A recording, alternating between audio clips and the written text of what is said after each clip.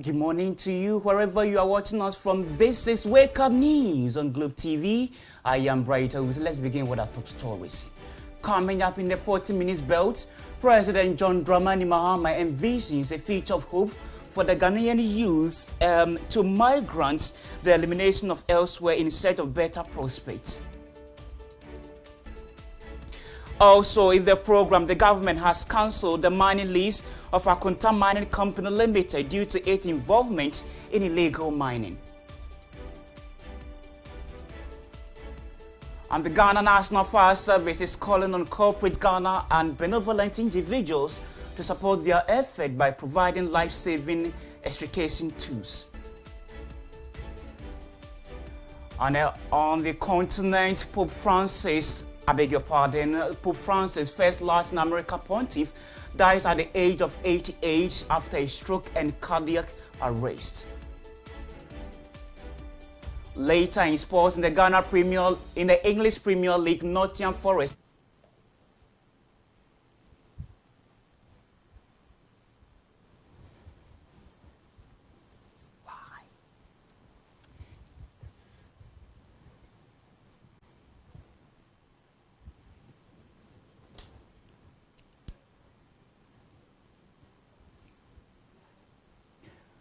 You're welcome back to the broadcast. Remember, the bulletin is streaming on our socials, Facebook and TikTok at the Globe TV GH. You can join us with your thoughts and comment. This morning, President John Dramani Mahama has outlined a bold and inclusive vision for Ghana's economic recovery and transformation. Now, speaking at the 2025 edition of the WAKEUPSHOW Business Forum in Imprieso, in the East region, President Mahama presented a comprehensive strategy to reposition the financial sector to serve the real economy while making room for innovation, inclusivity, and job creation. He expressed his vision for the country, stating that he envisions a future where young people can find opportunities in their hometowns, eliminating the need to migrate elsewhere in search of better prospects. Our vision is of a Ghana where no young person needs to leave their hometown in search of opportunities, where our communities will become hubs of innovation, enterprise, and decent work. To truly enable business growth, we must go beyond economic policy. It requires a firm commitment to rule of law, political stability, and respect for contracts and property rights. It also requires a responsive, corruption-free public service that sees the private sector not just as a source of revenue, but as a partner in development. And that is why forums like these are important. They allow us to listen, to engage, and to co-create policies that work for us. Your insights and innovations are critical to the national reset that we have embarked upon. Ladies and gentlemen, Nana Chairman, in conclusion, the future of Ghana will not be determined by government alone. It will be determined by our ability to build partnerships between the state and private sectors, between finance and innovation, and between leadership and the people. The WAKEUPSHOW Business Forum is more than just an event. It is a call to action. And so let us work together to build a Ghana that is competitive, productive, and inclusive, and a Ghana that creates opportunities for all. And so on this note, it's my honor and privilege to declare the 2025 WAKEUPSHOW Business Forum duly open. Thank you. And the Brongahafo Businesses Coalition has condemned the recent utility tariffs increment announced by the Public Utilities Regulatory Commission, set to take effect on May 3, 2025. The PURC has increased electricity tariffs by 14.75% and water tariffs by 4.02%. A decision the coalition described as insensitive and threatening to the survival of small and medium-sized enterprises. Now, according to the Brongahafo Businesses Coalition, this move will force many businesses to scale down operations, lay off workers, or shut down entirely, leading to a rise in the cost of goods and services and deepening the cost of living crisis. They are calling on the PRC to reconsider the decision and engage in broader consultation with stakeholders. Now, according to a statement, Signed by the project coordinator Mustafa Mason Yabwa, the coalition argued that the SMEs, which form the backbone of Ghana's economy, will be disproportionately affected by the tariff hike. They are therefore calling on the government to prioritize policies that support entrepreneurship and local industry rather than stiffening them. They believe that a more consultative approach is needed to ensure that the needs of all stakeholders, particularly those at the grassroots level, are taken into account.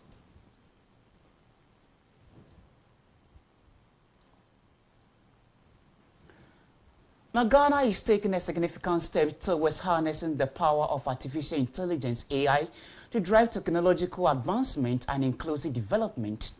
The Ministry of Communication, Digital Technology and Innovation, in collaboration with the KNUST Responsible AI Lab, with the support from the British High Commission last week, convened a multi-stakeholder consultation to develop a comprehensive national AI strategy.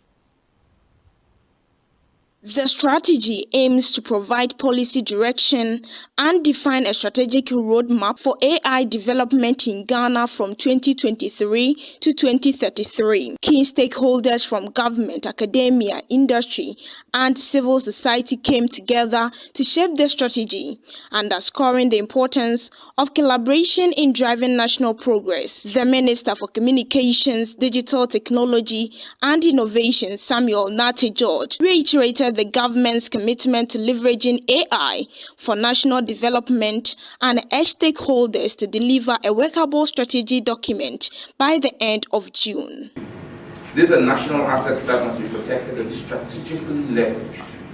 Let me emphasize that Africa has the most diverse genetic genome on planet Earth, yet our population remains highly underrepresented in global genomic research. Most medicines today are based on Caucasian genetic profiles, reducing the efficacy and effectiveness and increasing risk for African populations. AI can help us close these gaps by lowering research costs and improving treatment outcomes tailored to the African reality.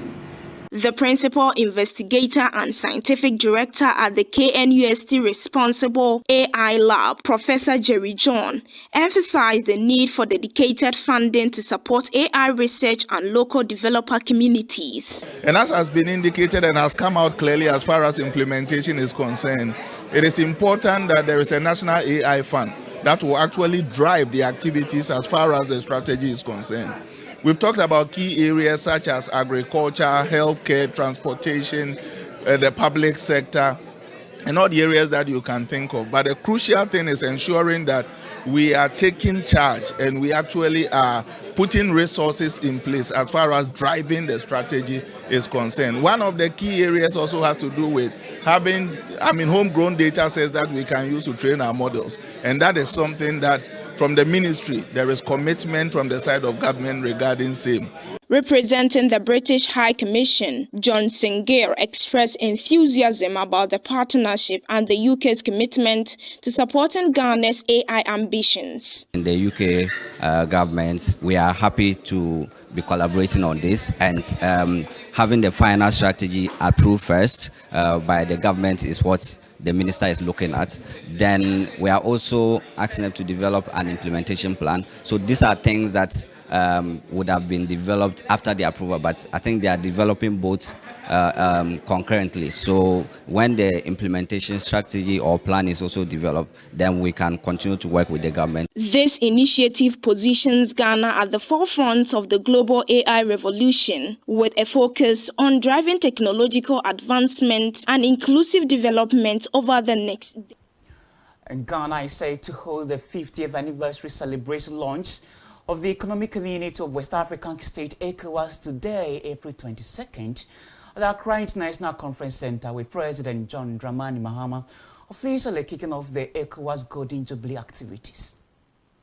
According to the Minister of Foreign Affairs and Regional Integration, Samuel Okudzeto-Ablakwa, the event will feature the unveiling of the ECOWAS Golden Jubilee logo and the declaration of the celebration theme. The minister highlighted that Ghana's selection to host the launch event is a significant honor, recognizing the country's leadership in Pan-Africanism and regional integration. The event marks the beginning of a year-long celebration among ECOWAS member states, providing a strategic movement to recognize the organization's accomplishments over the past 50 years. ECOWAS has chosen Ghana to host the launch event for the ECOWAS at 50 celebrations.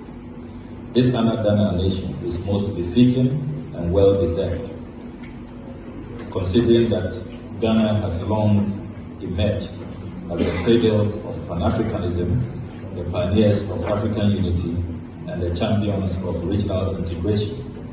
The launch of the ECOWAS at 50 celebrations will take place on the 22nd of April 2025. That's right after the Easter festivities, and it will be hosted at the Accra International Conference Center.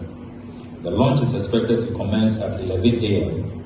and will set the tone for a year-long celebration across all ECOWAS member states. The celebration launch will be followed by an extraordinary meeting of ECOWAS heads of state and Council of Ministers to discuss, among other things, the departure of Mali, Burkina Faso, and Niger from ECOWAS to prepare a detailed report for the heads of state. Ghana will host an extraordinary meeting of the Council of Ministers of ECOWAS on 22nd and 23rd of April 2025. This meeting will thus take place immediately after the launch event.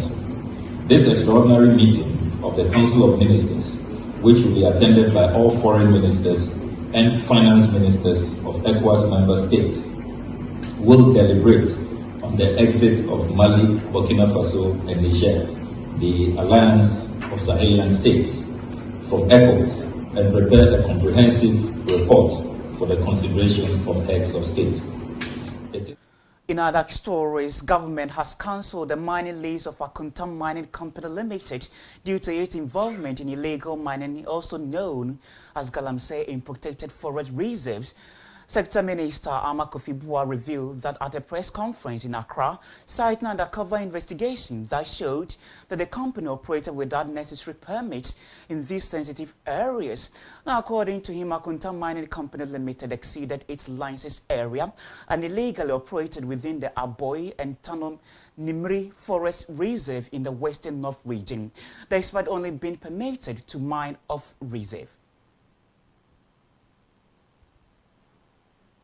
Armed with this intelligence, on the eve of Good Friday, 17th of April, an intelligence-led operation by the Ghana Police Force and the Forestry Commission led to the raid of 6 illegal mining sites linked to Akunta mining.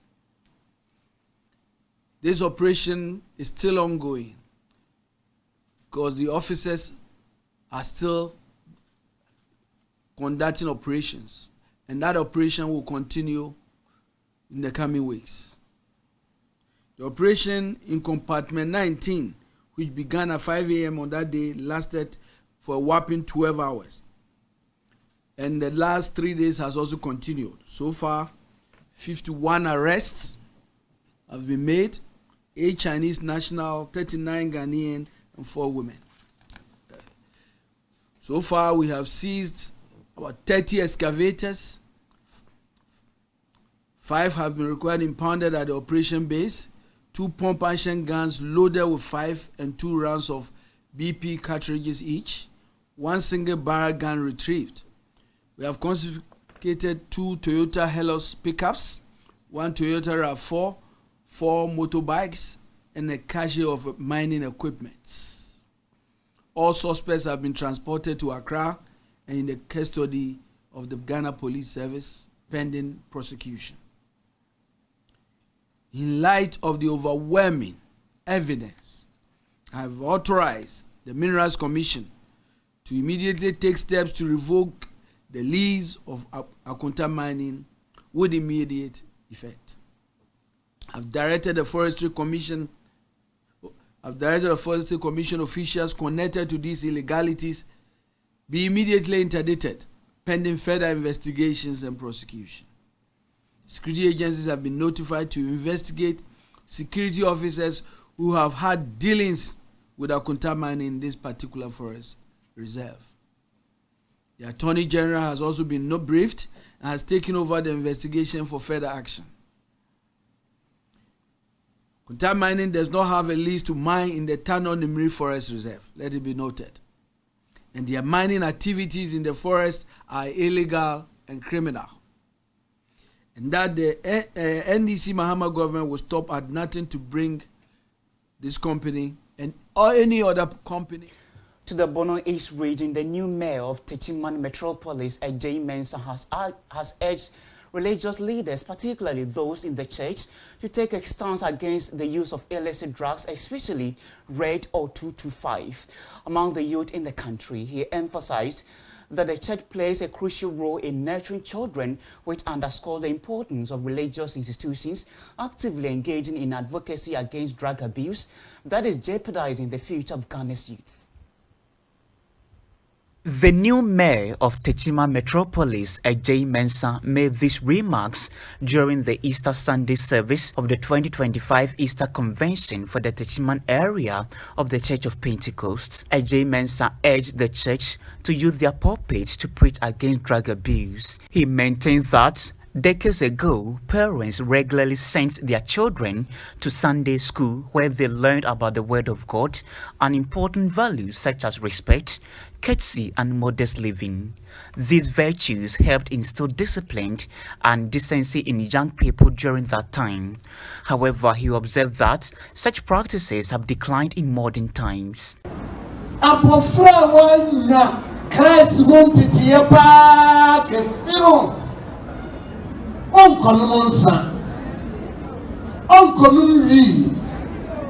besi biribi kura ba besi red abusiafo na enu wo hayama ipa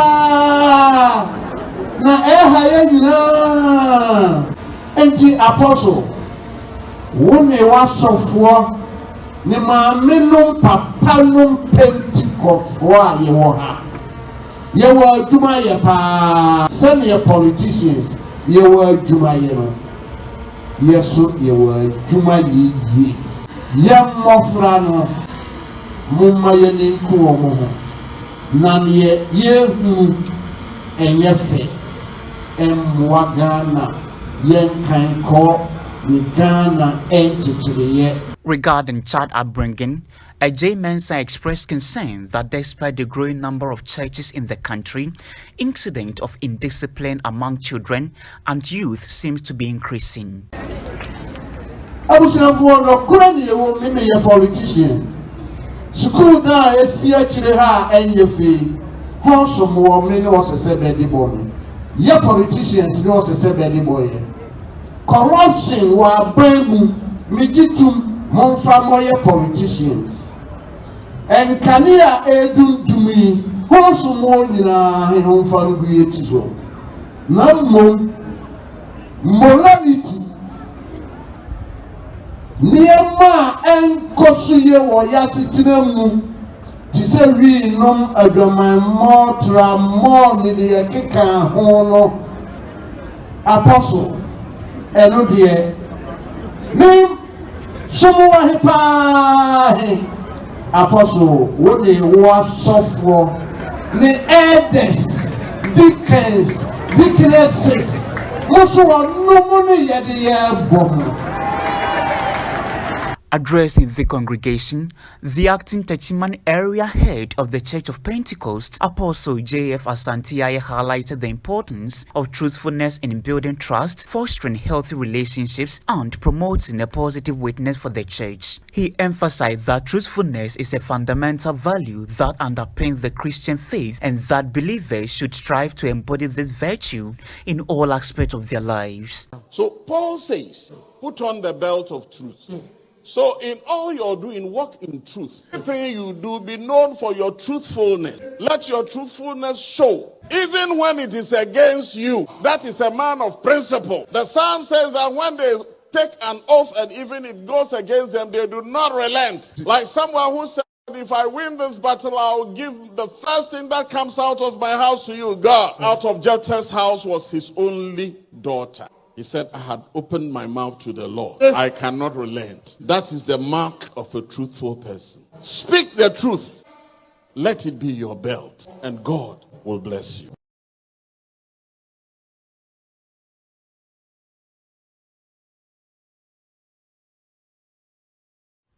Though the new mayor of the Techima metropolis, Jay Mensah, urging religious leaders and religious organizations to join fight against the use of illicit drug in most of the Ghanaian community. You are still watching the Wake Up News on Globe TV.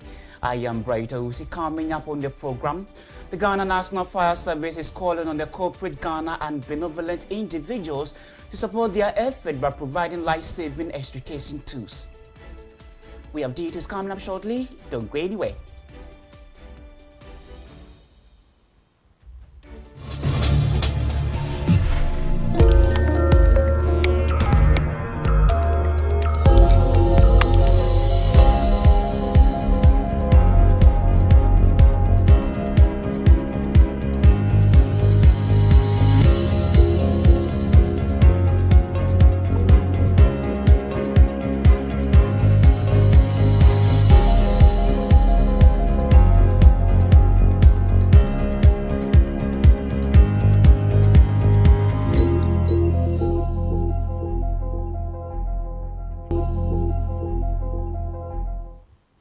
Welcome back to the program. Remember, the broadcast is streaming on our socials on Facebook and TikTok at Globe TV GH. You can join us with your thoughts and comment. To some other stories, Ghana National Fire Service has called on corporate Ghana and benevolent individuals to support their effort by providing life-saving extrication tools. This assistance would enhance their emergency response capabilities, complementing government initiatives and saving more lives. According to the Ghana National Fire Service, inadequate equipment hampered their ability to respond effectively to fires, accidents, and other emergencies. The provision of extrication tools would significantly improve their rescue operations, particularly in situations where people are trapped, I beg your pardon. Now, this appeal underscores the importance of public-private sector collaboration in promoting national development and protecting human life.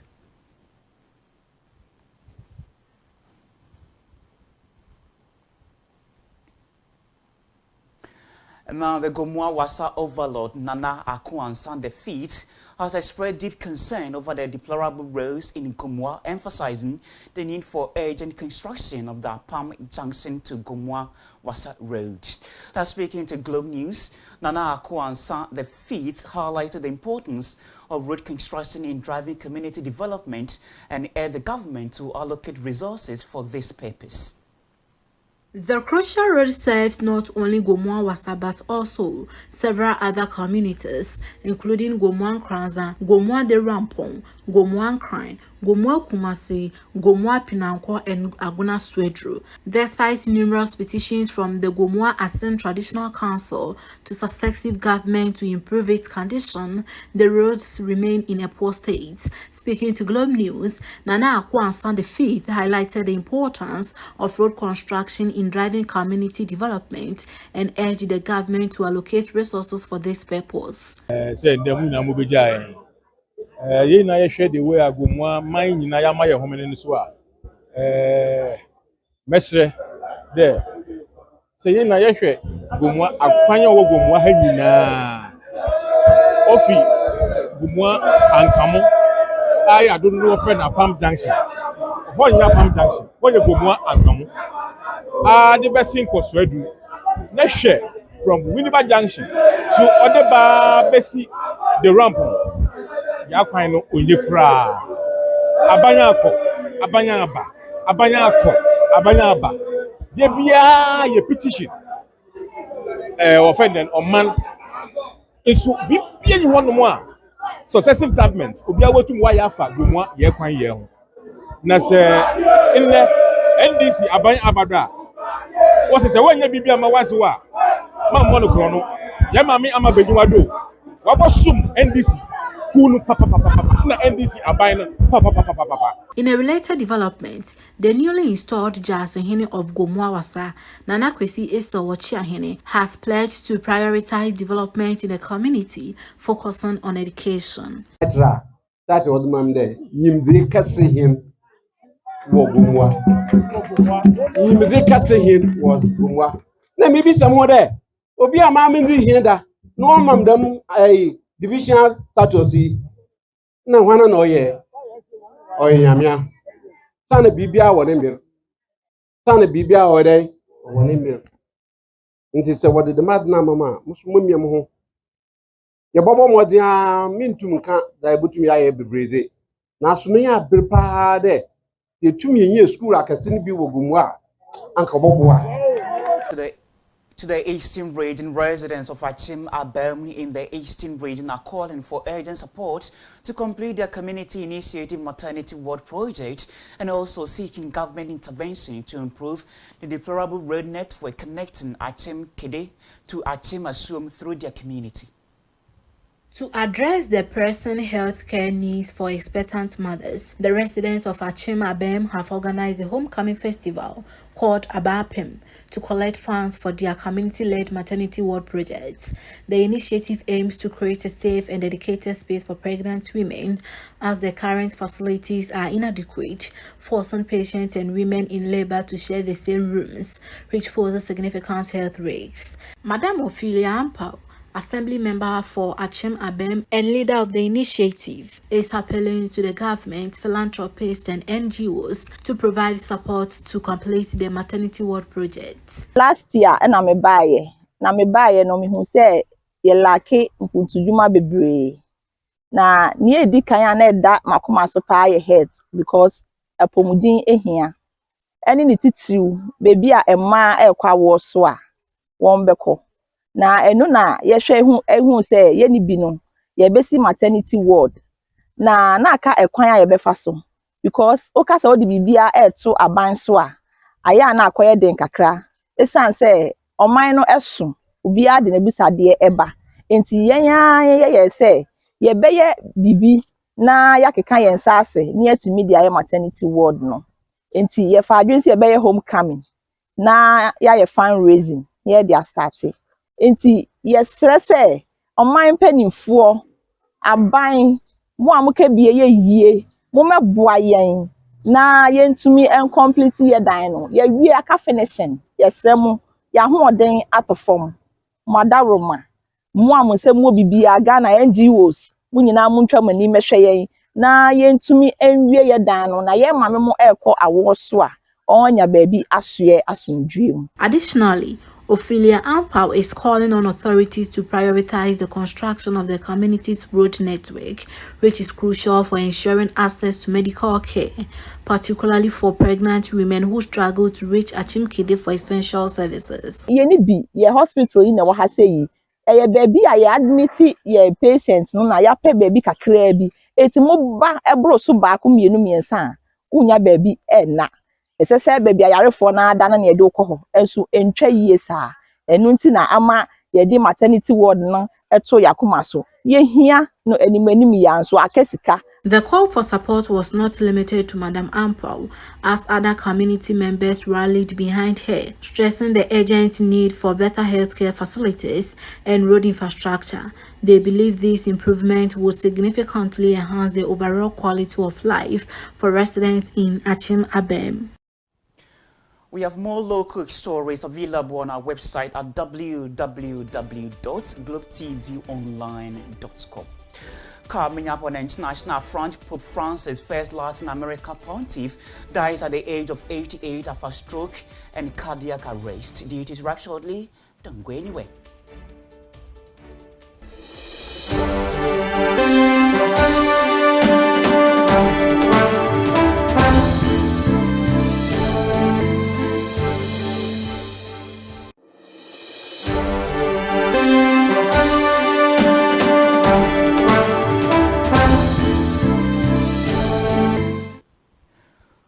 very sad development this morning. Pope Francis, leader of the Roman Catholic Church, has passed away at the age of 88. He died on Easter Monday, April 21st, at his residence in Domus Sancti Martha in Vatican City. The cause of death is currently known to be stroke and cardiac arrest, but it is now to be known that he recovered from the double pneumonia. Born in Argentina, Pope Francis made history as the first Latin American to take the papal post. The following report from Al Jazeera take a look back at his papacy. As soon as he stepped out onto the balcony of St. Peter's Basilica, Pope Francis made history. He was the first Latin American pope, the first non-European for more than 1,000 years, and his simple words and humble manner immediately won over the crowds. Buonasera. As Cardinal Bergoglio, the Archbishop of Buenos Aires, he had witnessed firsthand the hardships faced by the poor, and from the start, the new pope showed the world the humble side of the papacy. He chose Francis as his papal name, inspired by St. Francis of Assisi, the son of a wealthy merchant who chose instead to live a life of poverty. Pope Francis led by example and made clear that he expected the same of his clergy. Hombres que amen la pobreza. Men of poverty, exterior poverty, simplicity and austerity of life. Men who do not think and behave like princes. Men who are not ambitious. I think he was a pope of the developing world. He was a pope of the poor. He was a pope who spoke to and from the margins of society, and who was very conscious of the gaps which exist in society and the way that people erect barriers between themselves. And I think he, more than any pope I can think of in modern times, was able to speak over those barriers. And the separation wall in the occupied West Bank. His popularity extended well beyond the Catholic world. He graced the cover of Rolling Stone and was chosen as Time magazine's Man of the Year. But popularity alone wouldn't be enough to heal a church reeling from allegations of internal corruption and the child sex abuse scandal. The Vatican has been castigated twice by the United Nations for... In sport this morning, Tottenham Forest secured a crucial 2-1 victory over Tottenham, boasting their Champions League. Forest strike first tonight, it's Elliot Anderson. And now Hudson-Odoi springs into life. Forest available on our website at www.globetvonline.com.